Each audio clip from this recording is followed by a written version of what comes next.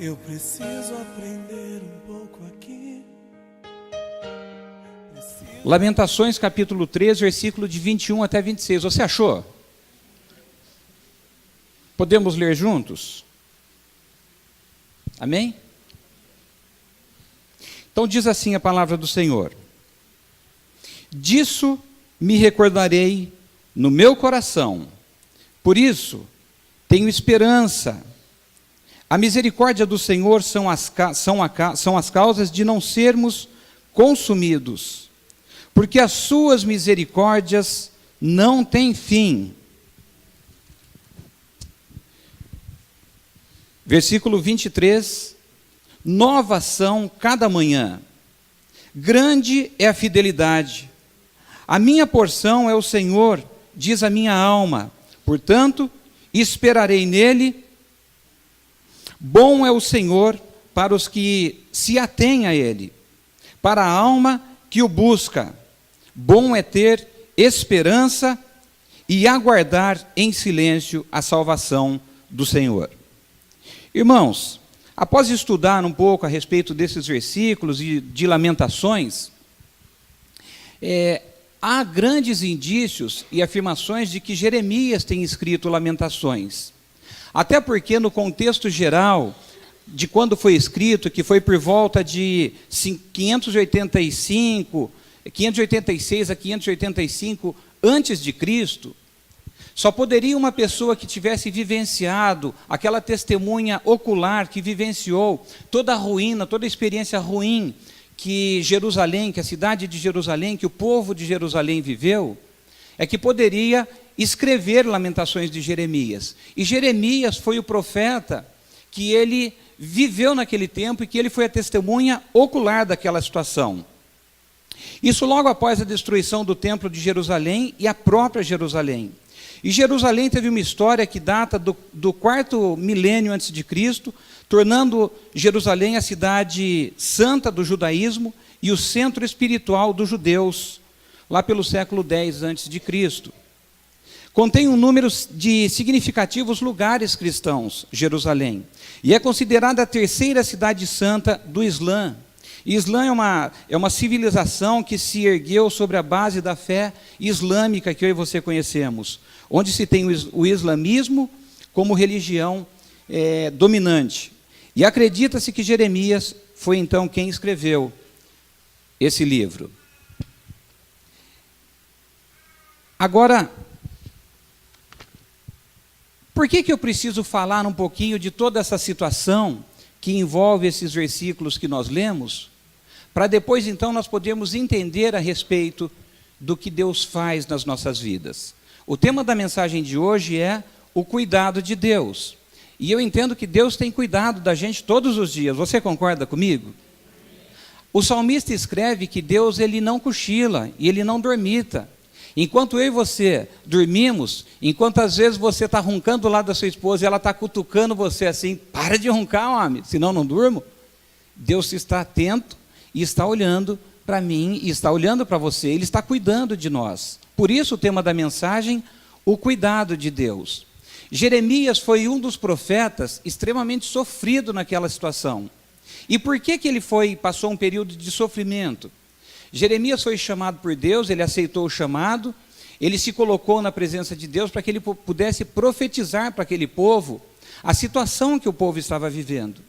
Embora era um povo de Deus, embora eram pessoas que conheciam a palavra de Deus, serviam a Deus, mas eram pessoas que viviam em desconformidade à vontade de Deus.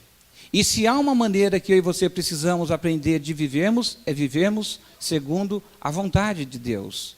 O apóstolo Paulo escreve em Romanos capítulo 8, versículo 27 em diante, quando ele está terminando lá pelo versículo 30 mais ou menos, ele vai dizer durante esses versículos que nós temos que ter a nossa mente renovada pelo poder da palavra de Deus, para que assim nós possamos entender e viver a vontade de Deus. E ele diz lá no finalzinho que a vontade de Deus é boa, ela é agradável e ela é perfeita.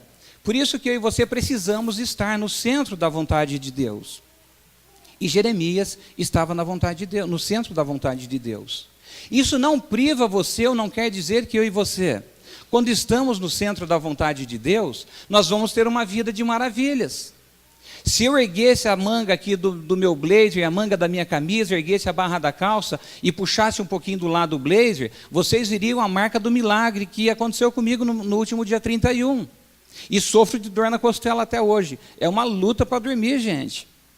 Mas foi um milagre que aconteceu, eu estava na brecha, eu estava no centro da vontade de Deus, mas isso não me poupou do sofrimento, até porque eu acredito que quando acontecem alguns milagres nas nossas vidas, alguns sinais poderão ficar para que esses sinais e o milagre venha a ser manifesto para a glória de Deus. E Jeremias foi um profeta que ele foi desprezado pela sua família devido às profecias que ele entregava para aquele povo. Jeremias foi um profeta que ele ia em contramão com a voz que o povo queria ouvir. Aquelas pessoas queriam boas notícias, aquelas pessoas queriam ouvir aquilo que satisfaziam os seus ouvidos. Gente, como é bom a gente ouvir aquilo que a gente quer ouvir, é ou não é?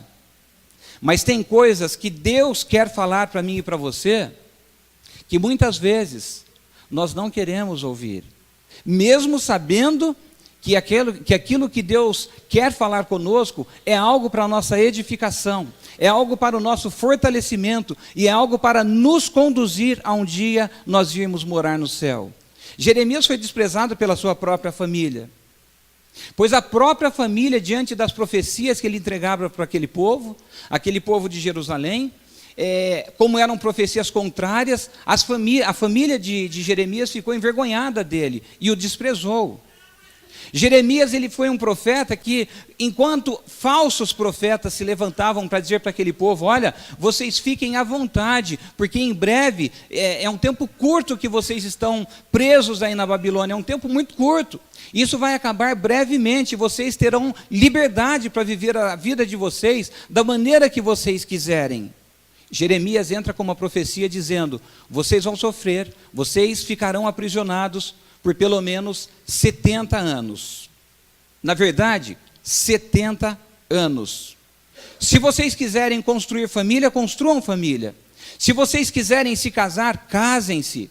Se vocês quiserem estabelecer algo para a vida de vocês, assim o façam, porque vocês vão viver essa experiência de um aprisionamento aqui na Babilônia por 70 anos.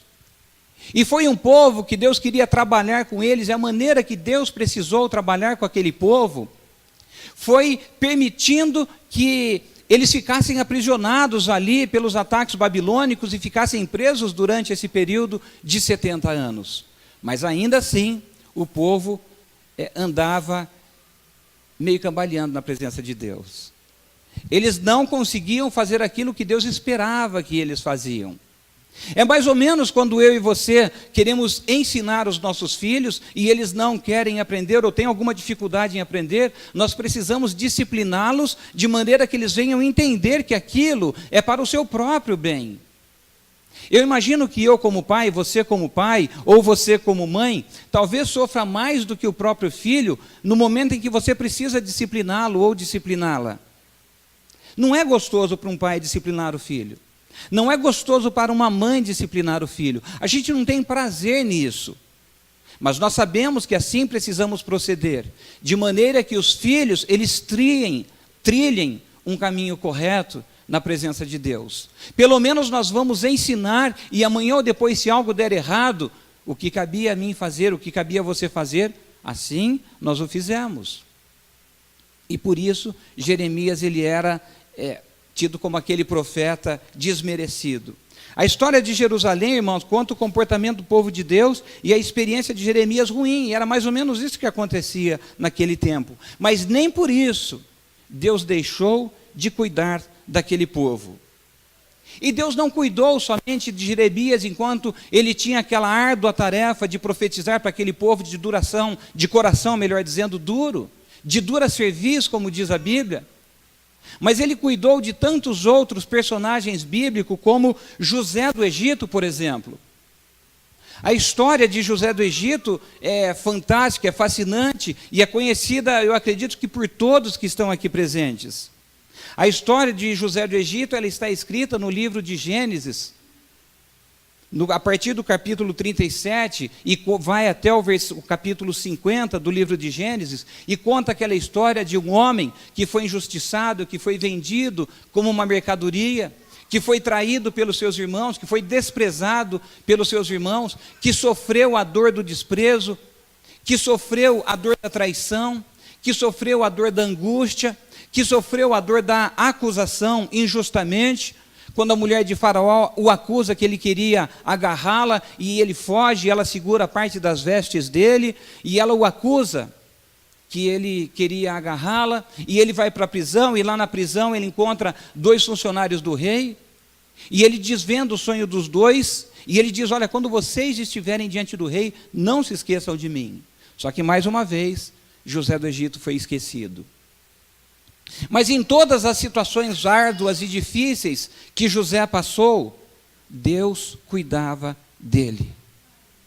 O Senhor estava do lado dele durante a manhã, durante a tarde, durante a noite, em todos os momentos, guardando a vida daquele homem, o livrando do pior, compartilhando com ele a segurança que Deus tinha em favor dele, o animando, o fortalecendo e persuadindo que ele deveria continuar aquela caminhada, porque algo maior e melhor aconteceria lá na frente. E é assim que acontece comigo e com você. Deus cuida também de mim e de você, de maneira que nós venhamos vencer as dificuldades desse presente tempo, porque é algo maior e melhor Deus tem para a minha vida e para a sua vida num tempo futuro. Deus cuidou também de José. Quem é que não conhece a história de José?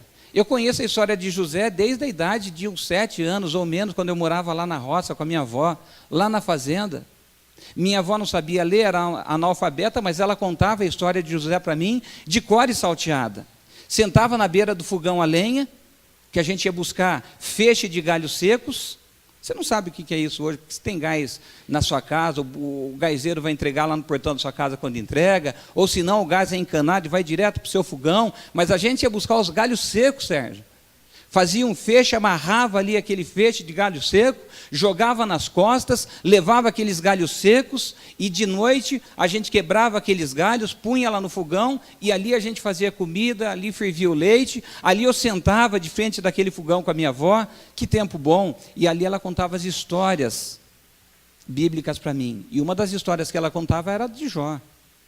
E você conhece a história de Jó, de cor e salteado.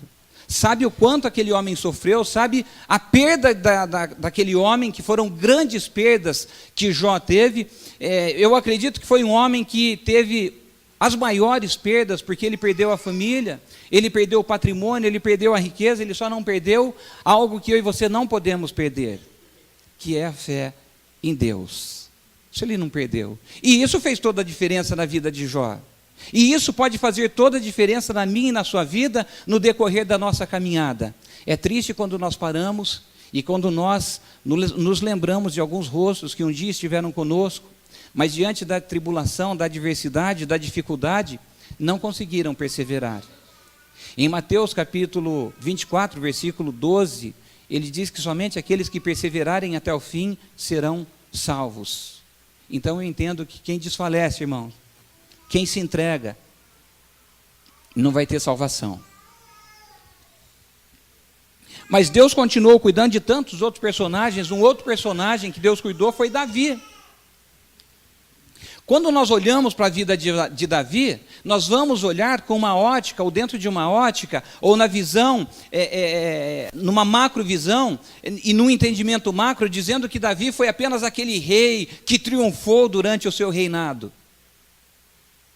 Mas quando o profeta foi lá para ungir Davi como rei futuro daquele povo, ele foi buscar Davi lá no pasto. Eu imagino que ele estava descalço, eu imagino que ele estava com o pé cheio de cocô de ovelha. Era cuidador de ovelha. Eu imagino que se ele tivesse de calça comprida, ele estava cheio de arroz do diabo grudado na calça dele. Quem conhece arroz do diabo aqui? Ou picão? Pouca gente. 3, 4, quem mais? 5, 6, 7... 8, 9, arroz do diabo, o picão. Aquilo gruda e depois dá um trabalho para tirar da roupa que você não tem noção. É difícil, gente. E foi lá que o profeta, foi lá que Jessé foi buscar Davi, para que ele fosse ungido como rei daquele povo. E depois a gente não comenta as dificuldades de Davi. A gente não comenta as ameaças de Davi. A gente não comenta os poucos homens que ele tinha ao seu lado para lutar com um grande exército. E aquilo era uma grande ameaça. Imagina o medo que aquele homem não tinha, gente. Imagina a dificuldade que aquele homem não tinha. Imagina, talvez, eu vou arriscar aqui, não sei se aconteceu, mas eu imagino, às vezes, a dúvida que ele tinha: será que nós vamos mesmo ganhar desses daí? Com o número tão reduzido que nós temos, diante de um número tão grande que eles estão, aquele povo, aquele exército inimigo. Mas ele também foi um homem que não desfaleceu, que perseverou. E por isso ele é lembrado até hoje, e porque Deus cuidou de Davi em todos os detalhes da sua vida. Em cada detalhe. Ainda, Davi foi o homem que pecou, e não pecou muito, pouco não, gente. Ele pecou muito, pecou bastante. Mas ainda assim era um homem que ele sabia entender quando ele pecava, sabia se arrepender diante daquilo que ele fazia de errado, e ele se punha como soldado do exército de Deus. Era um homem que sabia quando ele precisava realmente abrir o coração e contar para Deus a intimidade do seu coração diante da sua fraqueza, se posicionar diante de Deus, sabendo que Deus é um Deus que perdoa, e pedindo em clamor o perdão de Deus em favor da sua vida, e ele continuava a sua caminhada ganhando batalhas após batalhas, e aquilo que era pecado não o impedia de perder as batalhas que ele tinha, porque o cuidado de Deus estava sobre a vida de Davi. Um outro homem, personagem que também alcançou o cuidado de Deus, foi Sansão. Um outro homem que alcançou o cuidado de Deus, Elias. Um homem que de repente ele se depara próximo de um rio, sem saber se ele ia comer ou se ele não ia comer, e de repente vem a informação de Deus dizendo: fica tranquilo que eu vou cuidar de você com comida, e eu vou cuidar de você com bebida. E é a voz de nada mais, nada menos do que o próprio Deus comunicando essa verdade do cuidado que ele tinha com Elias. Eu não sei como é que está adestrado o seu ouvido, eu não sei como é que está treinado o seu ouvido para quando vem a voz de Deus dizendo que ele cuida de você. E se ele cuida de você é porque você está aqui até hoje, porque você não desfaleceu, e nas maiores dificuldades que você tem passado, ou talvez está passando, ele continua cuidando de você. Se eu arriscasse perguntar para vocês aí, cita o nome de pelo menos umas 3 pessoas que desistiram diante das dificuldades. Talvez facilmente você falaria, sem êxito e sem demora, pelo menos uns 3 nomes de algumas pessoas que desistiram. Sem contar aquelas que já não têm nem esperança mais e acabam até mesmo cometendo o suicídio, desistindo da vida. Porque talvez não tenha ouvido uma palavra de esperança e não tenha entendido que há um Deus que cuida da gente. Aí você fala assim: puxa, pastor, mas Deus cuida só desses homens que são personagens bíblicos? Irmãos, eles foram homens reais, foram homens normais, foram homens carnais como eu e você, foram homens que viveram e foram inseridos na escrita da Bíblia, e nós cremos na Bíblia como o manual de retidão e de conduta da nossa vida, e foram fatos verdadeiros que aconteceram. E se a gente não tiver cuidado, a gente vai achar assim: puxa vida, parece uma história de gibi. Parece uma história em quadrinho, coisas que aconteceram, mas a gente não consegue, talvez, em alguns momentos de falta de cuidado, de profundidade, entender que eram pessoas que viveram coisas verdadeiras e que Deus esteve cuidando deles. E aí a gente fala assim: puxa vida, mas Deus cuidou só deles porque eles eram eles, mas eu sou eu. Então nós vamos trazer para o tempo presente agora.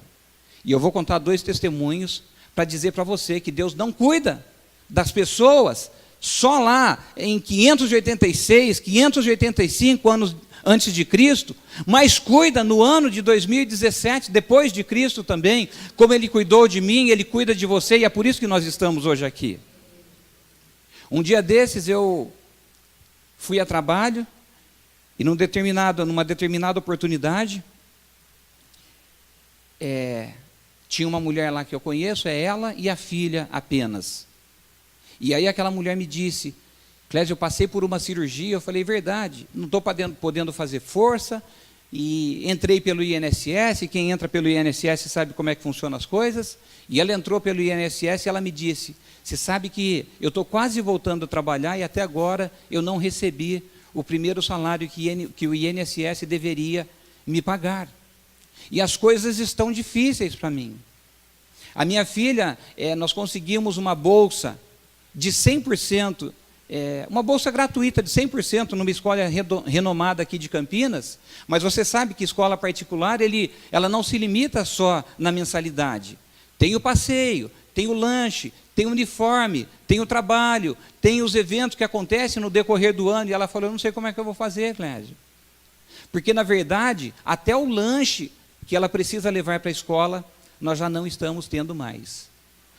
Daí naquela hora ela mexeu comigo, né? Aí,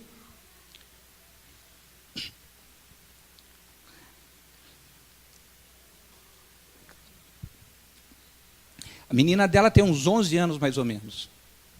Aí eu falei assim, eu vou ajudar essa moça. Eu vim aqui num domingo de manhã, falei para o Claudemir, nós temos uma missão. Nós precisamos ajudar uma moça que ela está precisando de ajuda, uma mulher que está precisando de ajuda, porque ela já não tem mais comida na casa dela. E ele falou, mas vamos fazer agora a cesta para ela então. Aí nós viemos aqui do lado, e louvado seja Deus pela sua vida que tem nos ajudado, porque você tem feito a obra de Deus.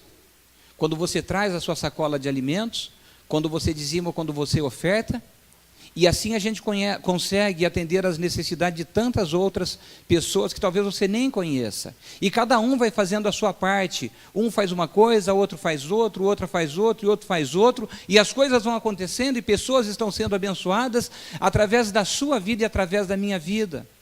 E aí nós montamos a cesta, o Claudemir falou, tem criança? Eu falei, tem criança. Então, espera aí. Já começou a descer bolacha, descer achocolatado, descer uma coisa e descer outra. Nós fizemos uma boa cesta para aquela moça. Eu coloquei no carro e falei, vou levar para ela. E aí eu precisava ir na casa de um amigo, isso foi num domingo de manhã. No domingo de tardezinho eu precisava ir na casa de um amigo tratar um assunto. E eu fui tratar um assunto com esse amigo, já era umas 5h30 mais ou menos. E aí, quando eu estava saindo de lá, eu falei, mas já são 5h30, até eu chegar em casa, tomar banho, me preparar para ir na igreja, não vai dar tempo de levar a cesta para essa mulher. Eu acho que nunca aconteceu isso com você, só acontece comigo, então às vezes Deus tem que puxar a orelha assim para a gente fazer o que tem que fazer na hora que Ele fala para fazer. E aí, mas já são 5h30, acho que eu vou para casa. Aí eu tenho o hábito de tentar cronometrar o tempo, para onde eu vou. Bom, daqui até o determinado lugar eu vou gastar tantos minutos, lá eu vou gastar mais tantos minutos para tirar a cesta, vou gastar mais tantos minutos porque ela vai querer falar alguma coisa, vou mais gastar uns minutinhos ali porque nós vamos ter que fazer uma oração, vou gastar mais uns minutinhos até chegar em casa, final da história. Se eu der uma aceleradinha vai dar tempo. Então, passei a mão no celular, mandei uma mensagem para ela e perguntei, você está em casa? E falei assim, se ela não tiver eu vou para casa. Aleluia. E aí, ela falou, eu tô. Eu falei, que bênção, irmã. Estou feliz. E falei, então eu estou indo aí porque eu vou levar essa cesta para você. Ela falou, vou pagar minha promessa para você. E aí eu peguei aquela cesta, fui até a casa dela, ela me recebeu, e eu abri o carro, a cesta era pesada, aqui o Claudemir me ajudou. Cheguei lá, ela falou, só que eu não posso te ajudar, que eu estou operado, não posso fazer força. Eu falei, meu Deus, e agora? E eu com a costela tudo doendo, o joelho ruim, as dores já estavam aparecendo em cada canto do corpo. Falei, e agora? Eu nem contei para ela que tinha caído de moto. E daí, eu falei, tá bom, eu levo para você, irmã, pode deixar. Naquela hora ali eu peguei com jeito, e até na hora de pegar a cesta, Deus me deu o jeito certo ali, peguei, levei lá para ela, coloquei, e falei para ela, eu preciso levar a caixa embora, posso pôr em cima da sua mesa os alimentos? E ela falou, pode. E aí então, eu comecei a tirar, vagarosamente, ajoelhei no chão, porque não podia, conforme o movimento doía muito a costela, fui tirando de pouco em pouco. Aí, eu tirei o sabonete, eu falei, aqui, fulana, tem uma sacolinha com produtos de higiene para você. Quando ela abriu a sacolinha, ela viu que tinha sabonete. A filha dela estava do lado, toda sorridente, aí ela olhou para a filha e falou assim, olha aí, filha, o sabonete chegou. E ela falou para mim, sabe por quê, Clédio? Porque o último sabonete que nós tínhamos acabou hoje. Minha filha tomou banho e do banheiro ela gritou, mãe, acabou o sabonete. E eu sabia que não tinha mais sabonete. Eu não sei como isso soa nos seus ouvidos, irmãos. Mas no meu ouvido, naquela hora, é o Espírito de Deus confirmando, eu cuido de quem eu quiser. Eu continuo cuidando de vocês nesse tempo presente. Acontece que nós vivemos uns dias que eu e você falamos que são dias tão acelerados, que são dias velozes, que nós não conseguimos parar para conversar direito com as pessoas, e nós começamos por culpa no tempo, e isso e aquilo, e às vezes, irmãos, nós nos distraímos para as grandezas e para as coisas que Deus tem feito nas nossas vidas, e através das nossas vidas, nós não temos permitido que Deus nos mostre por conta da nossa velocidade, por conta das nossas distrações, por conta das nossas preocupações, olhando somente para nós e não sabendo ou não percebendo que tem pessoas que precisam, mas quando eu e você paramos e observamos que Deus quer nos usar e que Deus pode nos usar e que pessoas estão precisando que Deus nos usem, aí nós vamos perceber através de pequenos atos, de pequenas situações que Deus cuida de nós. E continuamos tirando as coisas daquela cesta, e na hora que eu continuei e tirei 2 litros de leite, eu tirei um primeiro, depois tirei outro, e perguntei para ela assim, vocês tomam leite? Ela falou assim,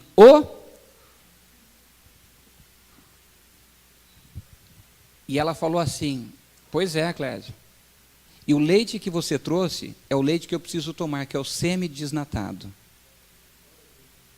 Irmãos, talvez pessoas falam assim, olha, é coincidência isso, 2 coincidências, acabou o sabonete, aí coincidentemente você foi lá e levou o sabonete. Acabou o leite, porque não tinha mais leite, e coincidentemente você levou o leite. Mas você não levou qualquer leite, você levou o leite semi-desnatado, que é o leite que eu uso. É Deus mostrando nos mínimos detalhes, nas mínimas particularidades, que Ele tem cuidado de quem Ele quer, e Ele tem cuidado de mim e de você. Há um Deus que cuida de mim e de você. O cuidado de Deus é pleno, é absoluto, é verdadeiro e é presente na nossa vida. Às vezes nós não percebemos o cuidado de Deus, porque nós não paramos para ouvir a voz de Deus e perceber o cuidado que Deus tem tido comigo e com você. Mas Deus tem cuidado de mim e de você em todos os momentos. Hoje nós acordamos e nós respiramos. Recebemos a notícia esses dias que uma criancinha de 1 mês de vida, filha do Marcelo Pedreiro, está entubada no leito da UTI. Você está sentado, respirando normalmente, mas olha o cuidado que Deus tem tido com você. Olha o cuidado que Deus tem derramado sobre a sua vida. Você vai voltar para sua casa hoje, você vai escolher a mistura que você quer comer. Você vai voltar para sua casa hoje, você vai pegar 1 ou 2 cobertores para você se cobrir. Você veio aqui hoje com um casaco, gente bonita no nosso meio. Eu gosto do frio porque só tem gente bonita. A gente se agasalha, a gente fica bonito, a gente dá uma empiriquitada dali, outra daqui, a gente fica mais bonito do que já é. Eu gosto do frio por causa disso. Então você tem casaco, então você se veste bem, então você põe a sua blusa. Não, hoje eu não quero essa, eu vou querer aquela. Hoje eu abri o meu guarda-roupa e eu falei, qual terno que eu coloco, Débora? Eu tenho mais de um terno para eu pôr. E, gente, sabe quanto que eu gastei com os ternos que eu tenho? Isso não é para contar vantagem. Eu não gastei nada porque eu ganhei os ternos que eu tenho. Mas eu ganhei porque um dia eu peguei no meu guarda-roupa e comecei a descer roupa, e descer roupa, e descer roupa. E eu falei, tem gente que está precisando também, então eu vou dar isso aqui. Ah, mas e o guarda-roupa vai ficar vazio? Não, não tem problema, vou dar, não vou ficar pelado. Vou deixar alguma coisinha ainda para mim usar. E na mesma semana, as coisas foram sendo repostas. Foram sendo repostas.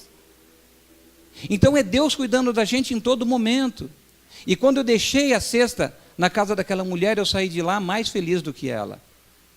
Eu saí de lá mais abençoado do que ela, porque eu pude ver aquela mulher sendo cuidada por Deus. E aí a gente fala assim, é porque Deus só cuida do seu povo. O nosso pensamento é muito pequeno. Deus quer cuidar de tanta gente, mas de tanta gente. E talvez Deus tenha esperado que eu e você venhamos nos dispersar para que nós venhamos ser veículos abençoadores de tantas pessoas que precisam.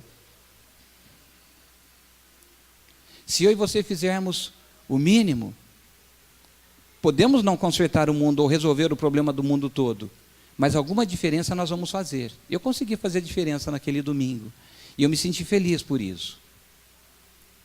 Então, você percebe que Deus não é o Deus que cuida só daqueles personagens bíblicos do tempo passado. Deus é o Deus que cuida do seu tempo, do seu povo, nesse tempo presente também. Cuidou dessa mulher, e no dia 30 de maio agora, nós fizemos aqui oração, e pedimos para que Deus promovesse então testemunhos de milagres, para que nós pudéssemos contar no domingo, depois que seria o encerramento da nossa campanha de Pentecostes, de jejum e de oração, e fomos embora para casa. Na quarta-feira de manhã, eu peguei a minha moto e estava indo atender um casal de pacientes lá na cidade de Valinhos. Eu sempre fui cauteloso, nunca fui de abusar, sempre fui cauteloso, e estava indo na Avenida da Saudade, tinha um sinaleiro, o sinal fechou, eu parei, o sinal abriu, eu saí. Uma fila de carro e do meu lado direito o ônibus. E nós continuamos seguindo. Lá na frente, para quem vai para Valinhos, tem que entrar à direita. Então eu já fui entrando um pouco na direita, mas de repente o trânsito parou, o carro da frente freou bruscamente. Uma moça que estava indo no carro de trás freou e jogou para a direita na frente da minha moto. Na hora que eu vi, eu tentei frear também, mas não deu nem tempo. O negócio acontece tão rápido, mas tão rápido, e você vai ver, vai perceber no decorrer do que eu vou contar para você, que hoje, se eu estou aqui, é por um milagre de Deus. Hoje eu posso dizer para você que eu fiz meu 4º aniversário. O aniversário no dia 11 de abril, quando eu nasci, e no dia 28, quando eu fui registrado. 2º aniversário. 3º aniversário, quando eu fui com um colega que o apelido dele era tão forte, mas tão forte, gente, que o apelido dele era Fininho. Dá para você ter noção do tamanho da fortaleza do menino? Pensa numa pessoa mirradinha. Pensa. Era o Fininho. E aí nós fomos nadar numa represa que eu não conhecia, ali do Jardim Garcia, Pedreira do Chapadão, Pedreira do Jardim Garcia, tinha uma represa lá que eu não conhecia. A represa começava de lá do fundo, a parte mais rasa, e lá na estradinha, que a estradinha passava aqui na frente, era a parte mais funda do Zinho. E aí nós fomos pela parte de onde era mais funda. E eu vi ali um isoporzinho, eu sabia nadar que nem um martelo sem cabo, gente. E era uma benção, sabia nadar que era uma beleza. E eu falei, o nome dele era Paulo, a gente chamava ele de Paulinho, e o apelido dele também era Fininho, de tão magrinho e pequeno que ele era. Na hora que eu falei para ele, vou pegar aquele isopor, dei um passo, tinha um degrau, e eu afundei até o joelho. Na hora que eu fui dar o 2º passo, afundei com tudo. Ali era a parte mais funda daquela represa. E aí eu subi e desci, o Fininho gritando, e o Fininho tentando segurar minha mão e não conseguia, ele tentando me puxar e não conseguia, e daí na hora eu falei, puxa vida, minha mãe falou que não era para mim vir aqui. E eu desobedeci. Saía de manhã para a rua, só voltava de noite. E naquela hora assim, num lapso de oportunidade, eu falei, puxa vida, que Deus me perdoe. E aí de repente o Fininho consegue segurar na minha mão. E há quem diga que quando a gente está se afogando, nós multiplicamos ou triplicamos a nossa força, não é? Porque desesperadamente você quer agarrar em alguma coisa para você sair daquele afogamento que você está tendo. E quando eu segurei, ou ele segurou na minha mão, não sei quem que segurou primeiro, ele conseguiu me puxar e eu saí. Meu 3º aniversário. E depois, dia 31 de maio, que foi o 4º aniversário. Eu acho que está bom por aí. Chega por aí, viu, Senhor? Leva a mensagem, está bom por aí. Muita emoção para um homem só. Depois de coração operado, muita emoção. Não aguenta mais o 5º aniversário, não. E quando eu bati na traseira daquele carro, porque o carro entrou na minha frente, eu bati na traseira daquele carro, foi muito rápido, eu não vi mais nada, eu caí, e quando eu caí, que eu abri o olho, eu estava com a mochila nas minhas costas, e eu estava deitado embaixo do ônibus. Aí, eu olhei para cima, só vi o assoalho, eu falei, o que aconteceu? E aí me veio a memória, eu bati no carro, eu estou embaixo do carro. Aí rapidinho eu saí escorregando debaixo do ônibus assim, e quando eu saí achando que estava embaixo do carro, quando eu saí que eu olhei era o ônibus, eu falei, nossa, isso é muito grande. Isso é grande demais, não dá para encarar não. Aí a motorista do ônibus olhou para mim, todo mundo desesperado olhando, aí ela falou, tá tudo bem? Eu falei, tá. E aí eu saí debaixo do ônibus, fui lá para a calçada, Aí eu tirei o capacete, quando eu tirei o capacete, um amigo que estava saindo do plantão me viu, parou, veio. Clésio, que coisa que aconteceu, deixa eu ver como é que você está bem? E eu falei, eu estou bem. E ele falou, puxa, olha seu braço. Aí eu olhei no braço, o braço começou a inchar. Em 10 minutos, um braço virou 2, quase 3 de inchado. E foi inchando, eu falei, meu Deus, quebrei o braço. E agora o meu braço vai ficar prejudicado, eu não vou poder trabalhar, eu preciso trabalhar, não posso ficar parado. Se eu for no hospital e se eles forem engessar meu braço aqui, pôr tala de gesso no meu braço, eu estou enrolado, não posso. E aí ele falou, Clésio, você precisa ir para o hospital. Eu falei, então, mas é que eu preciso atender um casal ainda e não posso deixar de atender. Ele falou, Clésio, você não está entendendo, você tem que ir para o hospital agora. Eu falei, você quer me ajudar? Então me leva lá, eu faço o serviço que eu tenho que fazer com eles e depois eu volto para o hospital. Ele falou, não, olha seu braço como é que está.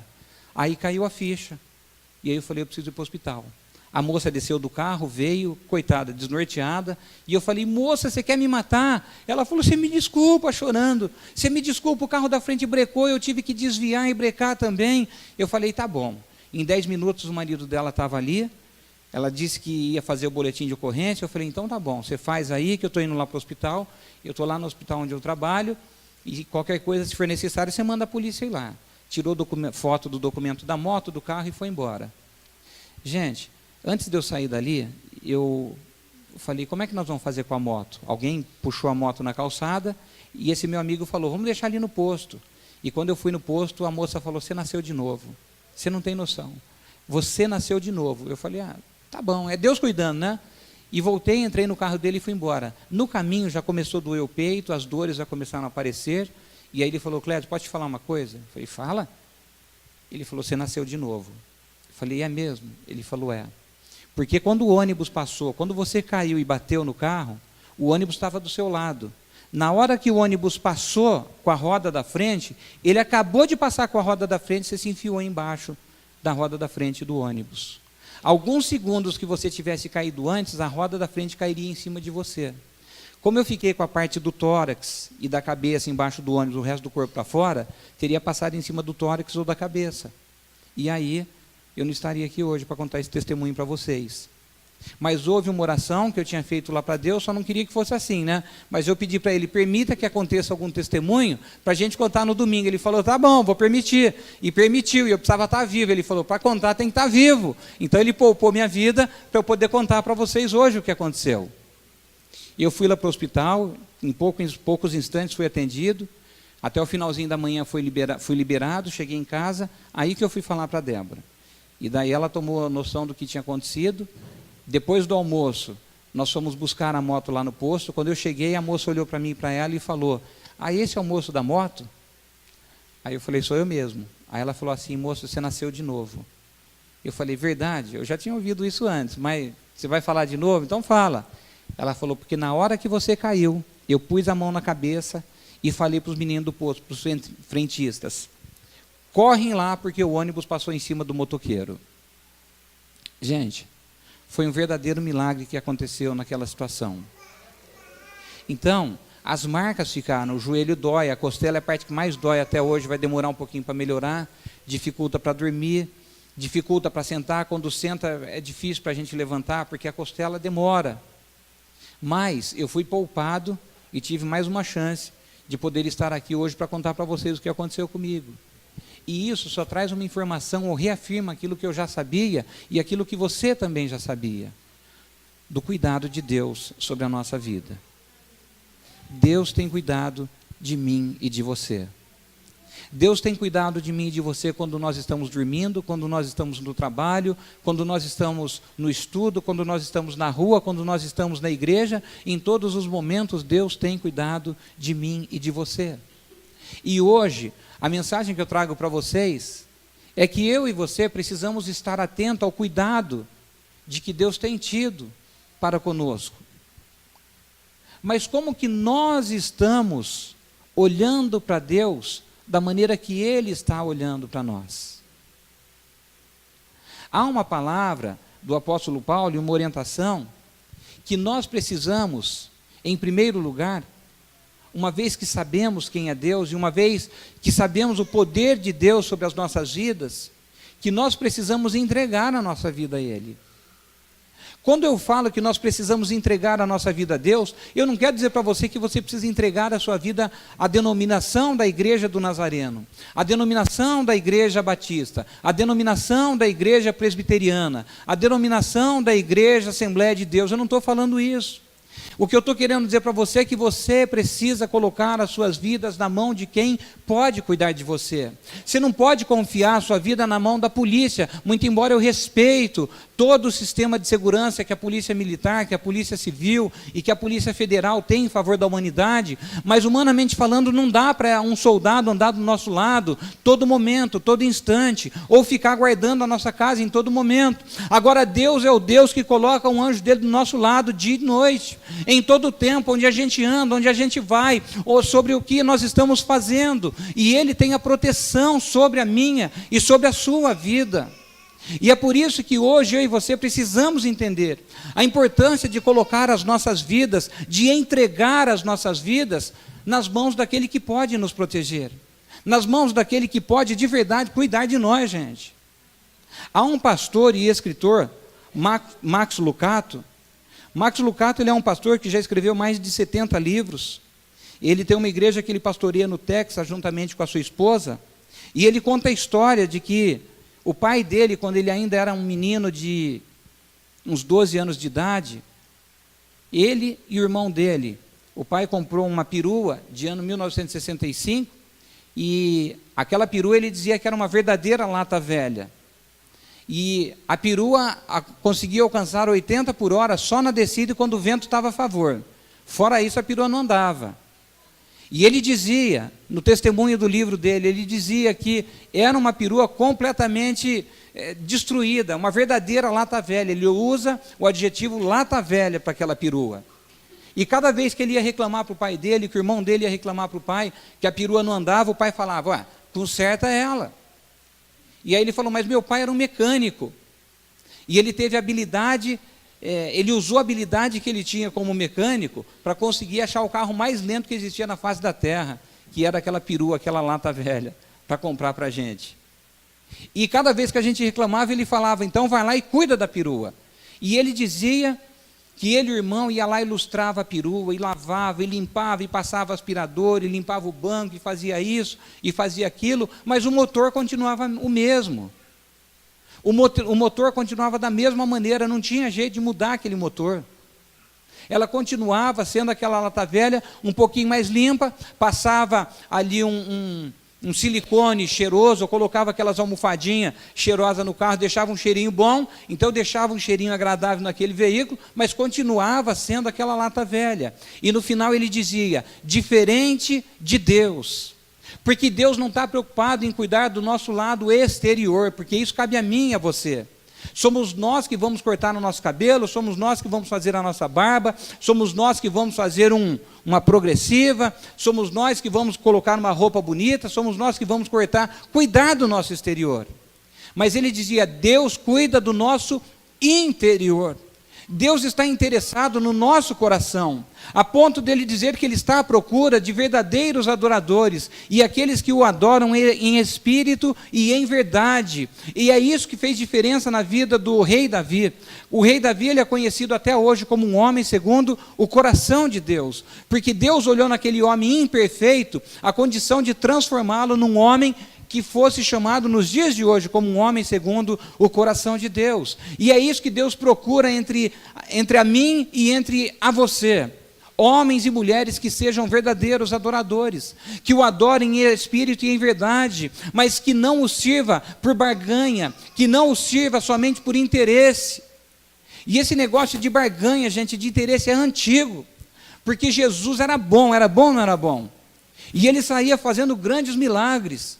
E o que as pessoas faziam? Chegavam perto dele simplesmente para receber um milagre, simplesmente para receber aquilo que elas queriam, e depois se debandavam para outro lado, e levavam a vida da maneira que queriam, e já não se importava mais em fazer da sua vida uma mudança, ou permitir que Deus mudasse o interior do seu coração.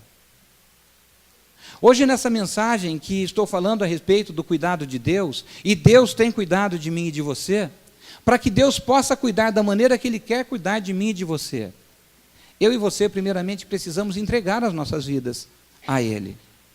Mas entregar sem nenhuma resistência. Entregar sem relutância. Sabe aquele negócio de entregar? Eu até pensei em pegar você e o Dani, Sérgio, pôr o Dani em cima desse púlpito aqui, ó. Eu não, alguém pôr ele aqui em cima. E você lá embaixo. E pedir para o Dani, e você falar para o Dani assim, pula aqui em cima do papai. E ele ia pular. Porque a criança, ela é verdadeira. E a criança não vai ficar olhando, mas e se eu cair e bater a cabeça?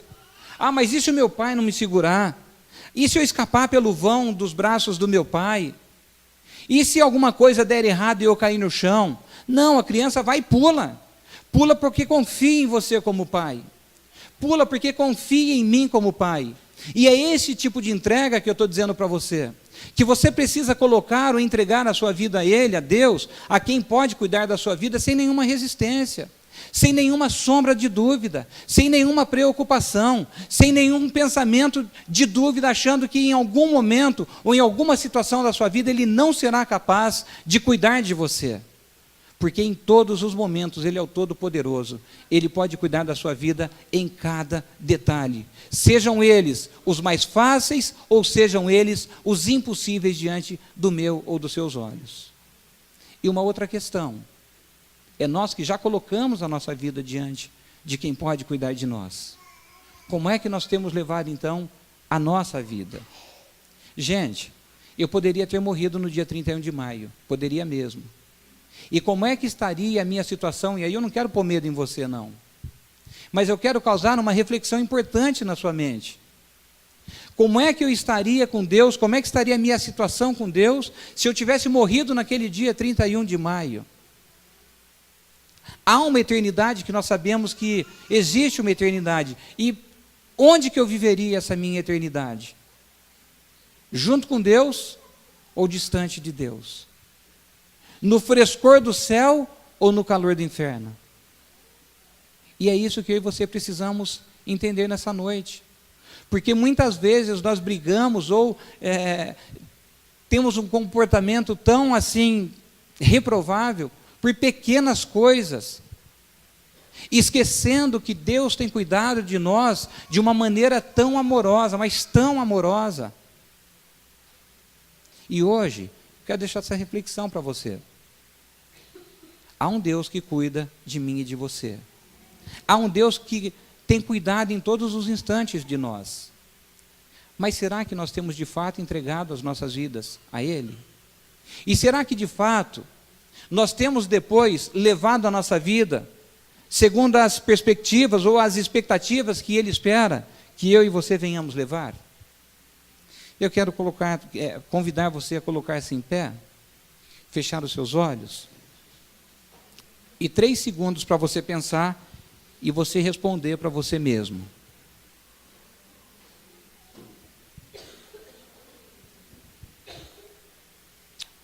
E você vai responder em 3 segundos 2 perguntinhas fáceis, como se fosse uma chamada oral de 1 mais 1, como se fosse uma chamada oral de 1 vezes 1.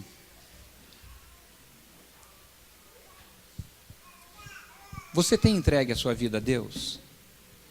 Se você não tem, ou se você não sabia que você precisa entregar a sua vida a Deus, para que Ele cuide de você da maneira que Ele quer cuidar, porque daí você vai estar dando liberdade a Ele para cuidar da sua vida. Hoje é o tempo de você fazer isso. Se você já colocou as suas vidas nas mãos dEle, como é que você tem levado a sua vida? Hoje eu e você precisamos fazer uma introspecção, olhar para dentro de mim, você olhar para dentro de você e a gente saber como é que nós estamos levando a nossa vida com relação a Deus, nesse relacionamento, nessa aliança que um dia nós fizemos com Ele. Nós vamos orar, nós vamos louvar ao Senhor e depois eu quero orar com você em nome de Jesus. Deus cuida de mim na sombra